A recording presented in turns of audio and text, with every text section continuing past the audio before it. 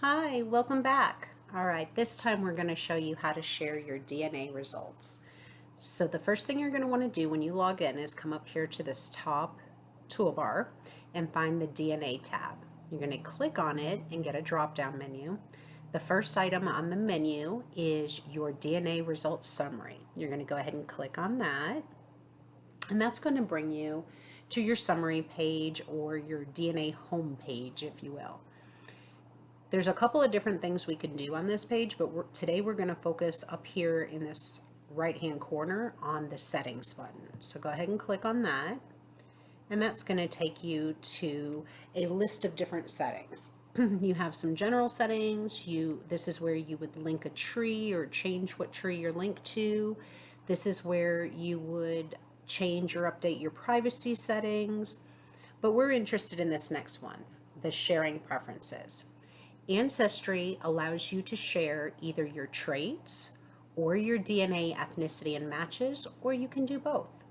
Today we're going to focus on the DNA ethnicity and matches because that is the one you're going to use to give permission if you are looking for somebody to assist you in matching up your DNA or mapping your DNA matches, or that you might want to share with family so that you can collaborate and go over the list together, and maybe they can identify ancestors or relatives that you're not familiar with, that sort of thing. So what you would do is you come over here and just hit this button.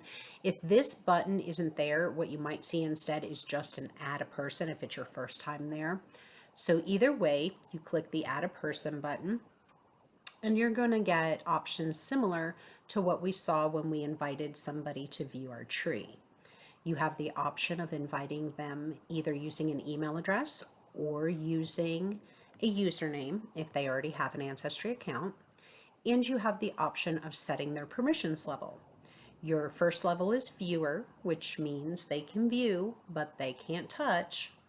The second level allows them to view the results, but it also allows them to add notes and mark favorites, and they're going to be able to help you out with color coding and that sort of thing. The final setting manager gives all those previous permissions, but it also allows the person to contact and message your DNA matches. So you have to make that decision on a personal level and based on what that person is going to be assisting you with as to what level of permission you want to give them. But once you have either the email address or username and you've set the permission levels that you want, then you just click send invitation and you're all finished. It's that easy.